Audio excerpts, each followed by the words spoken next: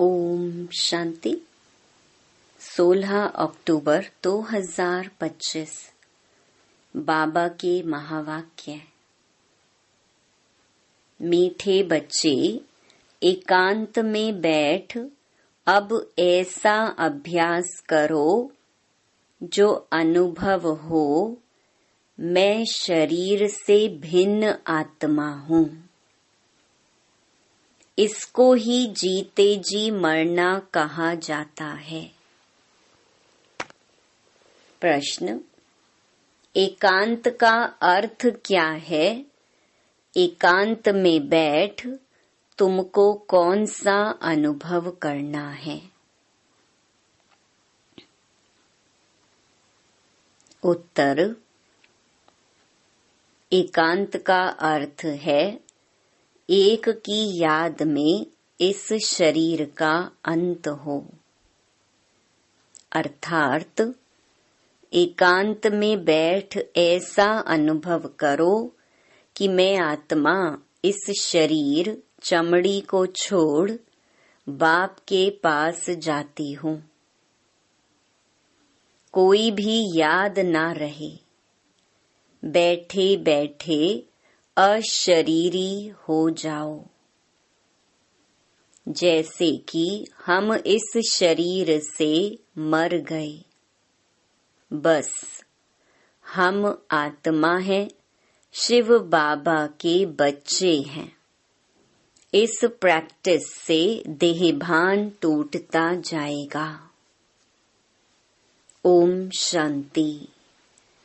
बच्चों को बाप पहले पहले समझाते हैं कि मीठे मीठे बच्चों, जब यहाँ बैठते हो तो अपने को आत्मा समझ बाप को याद करते रहो और कोई तरफ बुद्धि नहीं जानी चाहिए। यह तुम बच्चे जानते हो, हम आत्मा हैं। पार्ट हम आत्मा बजाती हैं इस शरीर द्वारा। आत्मा अविनाशी, शरीर विनाशी है। तो तुम बच्चों को देही अभिमानी बन बाप की याद में रहना है। हम आत्मा हैं, चाहे तो इन ऑर्गन से काम लेवें व ना लेवें। अपने को शरीर से अलग समझना चाहिए। बाप कहते हैं, अपने को आत्मा समझो, देह को भूलते जाओ। हम आत्मा इंडिपेंडेंट हैं। हमको सिवाय एक बाप के और कोई को याद नहीं करना है। जीते जी मौत की अवस्था में रहना है। हम आत्मा का योग रहना है अब बाप के साथ। बाकी तो दुनिया से, घर से मर गए। कहते हैं ना, आप मुए मर गई दुनिया। अब जीते जी तुमको मरना है।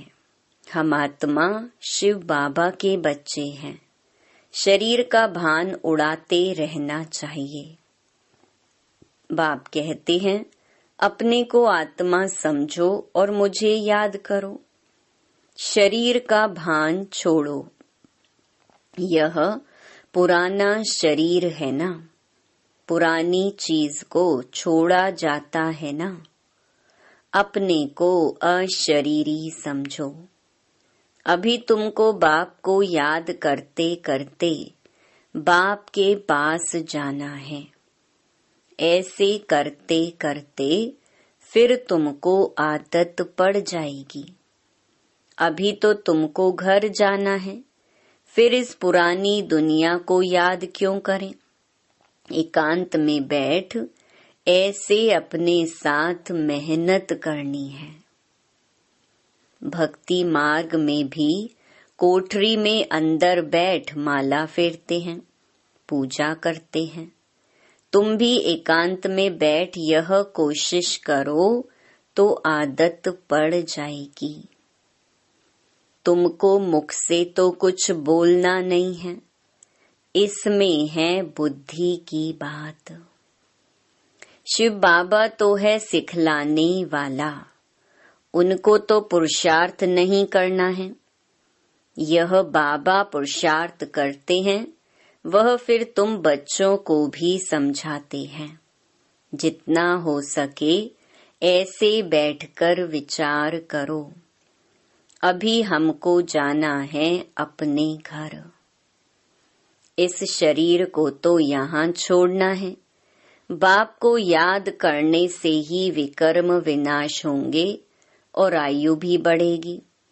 अंदर यह चिंतन चलना चाहिए, बाहर में कुछ बोलना नहीं है। भक्ति मार्ग में भी ब्रह्म तत्व को या कोई शिव को भी याद करते हैं, परंतु वह याद कोई यथार्थ नहीं है। बाप का परिचय ही नहीं तो याद कैसे करें। तुमको अब बाप का परिचय मिला है। सवेरे सवेरे उठकर एकांत में ऐसे अपने साथ बातें करते रहो। विचार सागर मंथन करो, बाप को याद करो। बाबा, हम अभी आया कि आया आपकी सच्ची गोद में। वह है रूहानी गोद, तो ऐसे ऐसे अपने साथ बातें करनी चाहिए। बाबा आया हुआ है। बाबा कल्प कल्प आकर हमको राजयोग सिखलाते हैं। बाप कहते हैं, मुझे याद करो और चक्कर को याद करो। स्वदर्शन चक्रधारी बनना है। बाप में ही सारा ज्ञान है ना चक्कर का, वह फिर तुमको देते हैं। तुमको त्रिकालदर्शी बना रहे हैं। तीनों कालों अर्थात आदि मध्य अंत को तुम जानते हो। बाप भी है परम आत्मा, उनको शरीर तो है नहीं। अभी इस शरीर में बैठ तुमको समझाते हैं। यह वंडरफुल बात है। भागीरथ पर विराजमान होंगे तो जरूर दूसरी आत्मा है। बहुत जन्मों के अंत का जन्म इनका है। नंबर 1 पावन, वही फिर नंबर 1 पतित बनते हैं। वह अपने को भगवान विष्णु आदि तो कहते नहीं। यहाँ एक भी आत्मा पावन है नहीं, सब पतित ही हैं। तो बाबा बच्चों को समझाते हैं, ऐसे ऐसे विचार सागर मंथन करो तो इससे तुमको खुशी भी रहेगी। इसमें एकांत भी जरूर चाहिए। एक की याद में शरीर का अंत होता है, उनको कहा जाता है एकांत। यह चमड़ी छूट जाएगी। सन्यासी भी ब्रह्म की याद में व तत्व की याद में रहते हैं। उस याद में रहते रहते शरीर का भान छूट जाता है। बस हमको ब्रह्म में लीन होना है। ऐसे बैठ जाते हैं। तपस्या में बैठे बैठे शरीर छोड़ देते हैं। भक्ति में तो मनुष्य बहुत धक्के खाते हैं। इसमें धक्के खाने की बात नहीं। याद में ही रहना है। पिछाड़ी में कोई याद ना रहे। गृहस्थ व्यवहार में तो रहना ही है, बाकी टाइम निकालना है। स्टूडेंट को पढ़ाई का शौक होता है ना, यह पढ़ाई है। अपने को आत्मा न समझने से बाप, टीचर, गुरु सबको भूल जाते हैं। एकांत में बैठ ऐसे ऐसे विचार करो। गृहस्थी घर में तो वाइब्रेशन ठीक नहीं रहता है। अगर अलग प्रबंध है तो एक कोठरी में एकांत में बैठ जाओ। माताओं को तो दिन में भी टाइम मिलता है। बच्चे आदि स्कूल में चले जाते हैं। जितना टाइम मिले यही कोशिश करते रहो।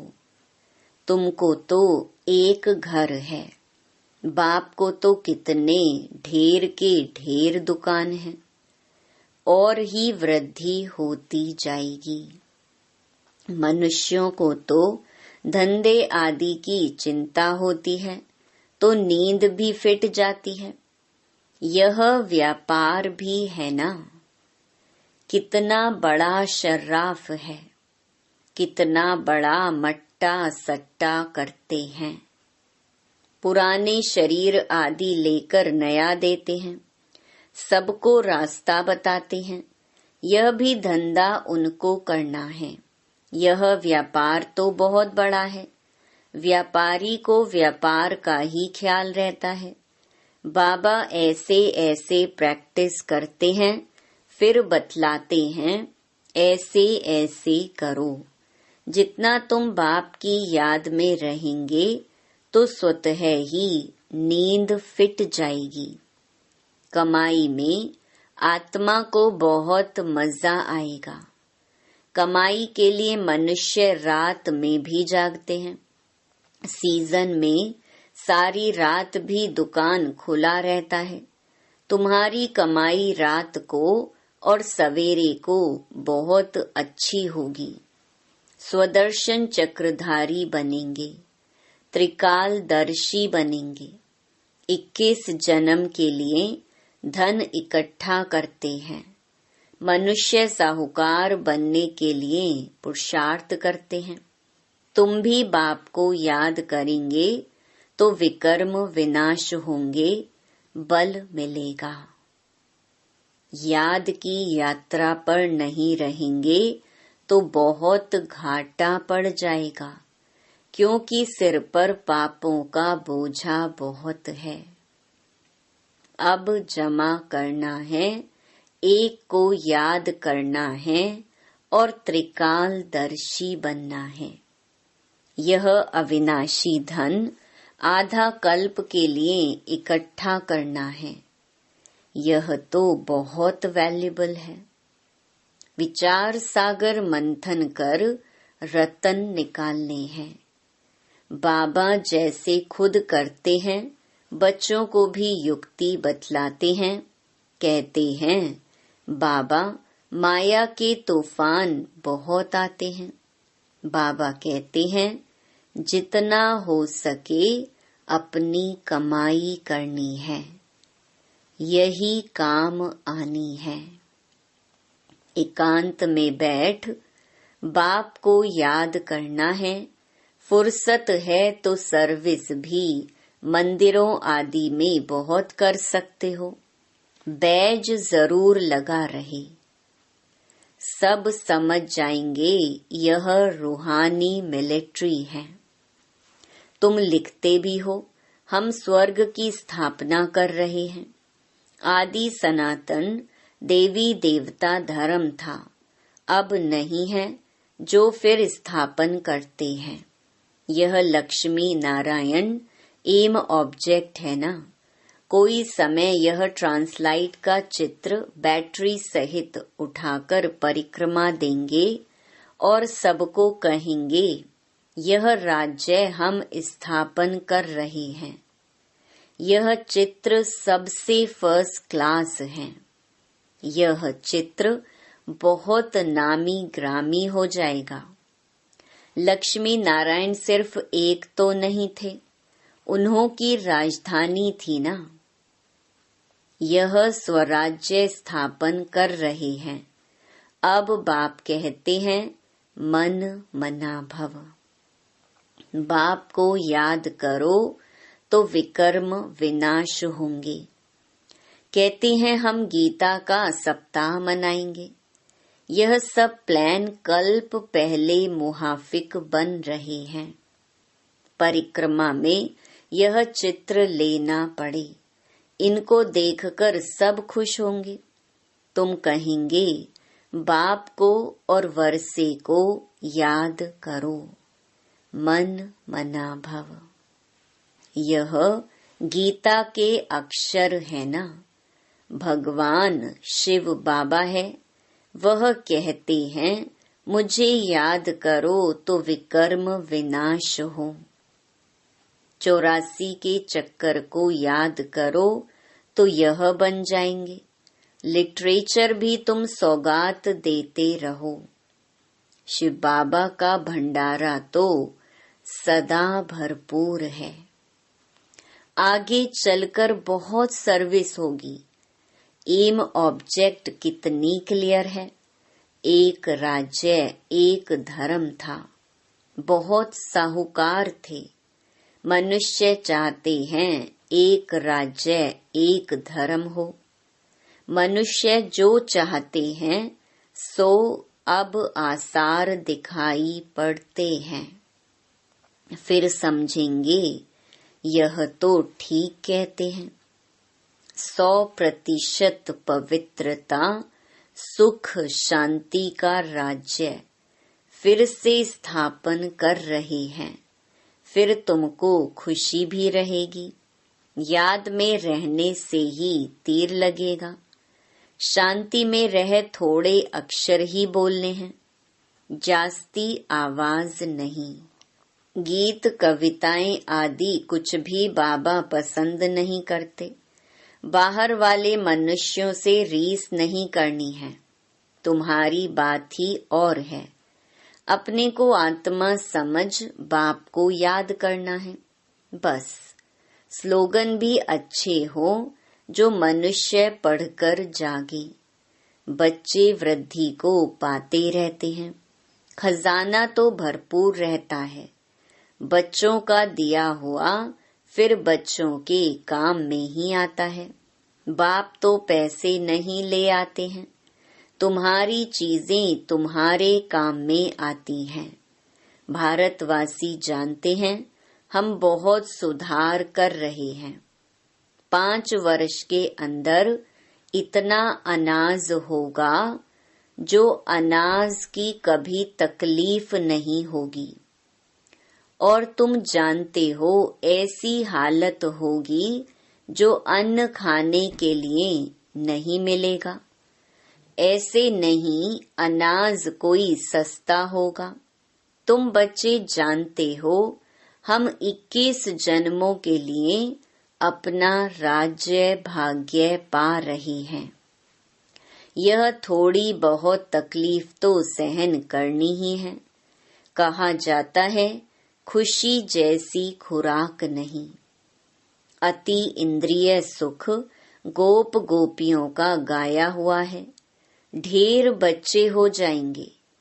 जो भी सैपलिंग वाले होंगे वह आते जाएंगे। झाड़ यहाँ ही बढ़ना है ना।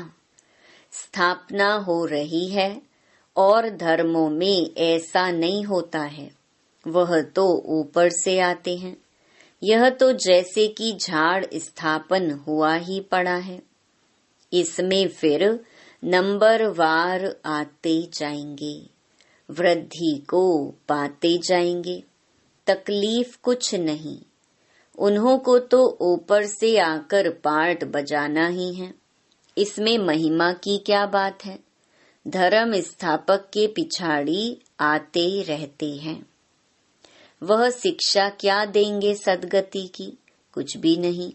यहाँ तो बाप भविष्य देवी देवता धर्म की स्थापना कर रहे हैं। संगम युग पर नया सैपलिंग लगाते हैं ना। पहले पौधों को गमले में लगाकर फिर नीचे लगा देते हैं। वृद्धि होती जाती है। तुम भी अब पौधा लगा रहे हो।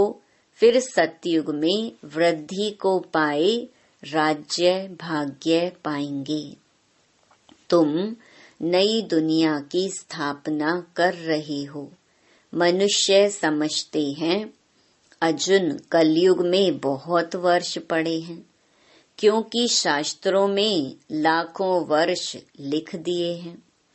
समझते हैं कलयुग में अभी 40,000 वर्ष पड़े हैं। फिर बाप आकर नई दुनिया बनाएंगे। कोई समझते हैं यह वही महाभारत लड़ाई है। गीता का भगवान भी जरूर होगा। तुम बतलाते हो श्री कृष्ण तो था नहीं। बाप ने समझाया है, श्री कृष्ण तो 84 जन्म लेते हैं। एक फीचर्स न मिले दूसरे से, तो यहाँ फिर श्री कृष्ण कैसे आएंगे? कोई भी इन बातों पर विचार नहीं करते हैं। तुम समझते हो श्री कृष्ण स्वर्ग का प्रिंस, वह फिर द्वापर में कहाँ से आएगा? इस लक्ष्मी नारायण के चित्र को देखने से ही समझ में आ जाता है, शिव बाबा यह वर्षा दे रहे हैं। सतयुग की स्थापना करने वाला बाप ही है। यह गोला, झाड़ आदि के चित्र कम थोड़े ही हैं। एक दिन तुम्हारे पास यह सब चित्र ट्रांसलाइट के बन जाएंगे। फिर सब कहेंगे हमको ऐसे चित्र ही चाहिए। इन चित्रों से फिर विहंग मार्ग की सर्विस हो जाएगी। तुम्हारे पास बच्चे इतने आएंगे जो फुर्सत नहीं रहेगी। ढेर आएंगे, बहुत खुशी होगी। दिन प्रतिदिन तुम्हारा फोर्स बढ़ता जाएगा। ड्रामा अनुसार जो फूल बनने वाले होंगे उनको टच होगा। तुम बच्चों को ऐसे नहीं कहना पड़ेगा कि बाबा इनकी बुद्धि को टच करो। टच कोई बाबा थोड़ी करते हैं, समय पर आपे ही टच होगा। बाप तो रास्ता बताएंगे ना। बहुत बच्चियां लिखती हैं, हमारे पति की बुद्धि को टच करो। ऐसे सबकी बुद्धि को टच करेंगे, फिर तो सब स्वर्ग में इकट्ठे हो जाएं। पढ़ाई की ही मेहनत है। तुम खुदाई खिदमतगार हो ना। सच्ची सच्ची बात बाबा पहले से ही बता देते हैं, क्या क्या करना है। ऐसे चित्र ले जाने पड़ेंगे। सीढ़ी का भी ले जाना पड़े। ड्रामा अनुसार स्थापना तो होनी ही है। बाबा सर्विस के लिए जो डायरेक्शन देते हैं उस पर ध्यान देना है। बाबा कहते हैं, बैजेस किस्म किस्म के लाखों बनाओ। ट्रेन की टिकट लेकर 100 माइल तक सर्विस करके आओ। एक डिब्बे से दूसरे में, फिर तीसरे में। बहुत सहज है। बच्चों को सर्विस का शौक रहना चाहिए।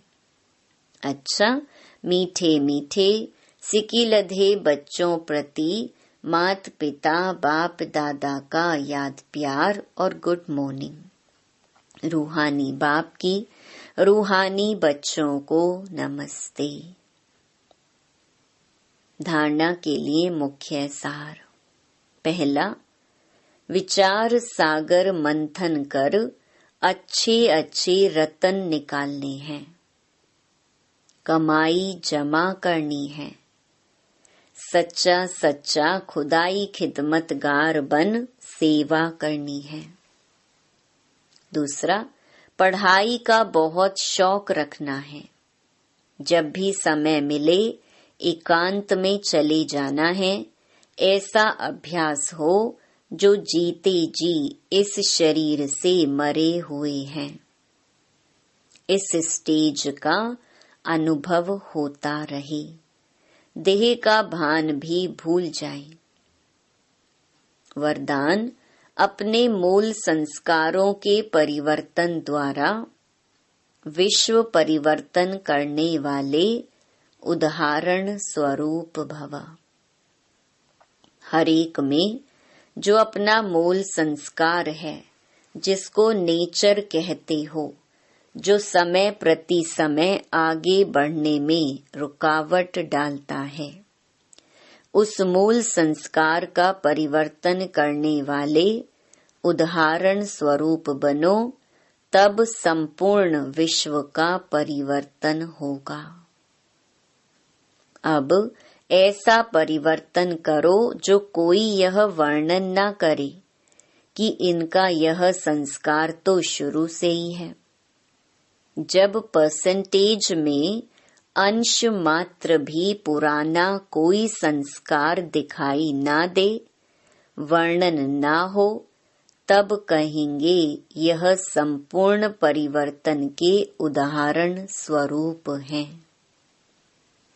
स्लोगन: अब प्रयत्न का समय बीत गया, इसलिए दिल से प्रतिज्ञा कर जीवन का परिवर्तन करो। अव्यक्त इशारे स्वयं और सर्व के प्रति मनसा द्वारा योग की शक्तियों का प्रयोग करो। जैसे साइंस प्रयोग में आती है तो समझते हैं कि साइंस अच्छा काम करती है। ऐसे साइलेंस की शक्ति का प्रयोग करो। इसके लिए एकाग्रता का अभ्यास बढ़ाओ। एकाग्रता का मूल आधार है मन की कंट्रोलिंग पावर, जिससे मनोबल बढ़ता है। इसके लिए एकांतवासी बनो। अच्छा, ओम शांति।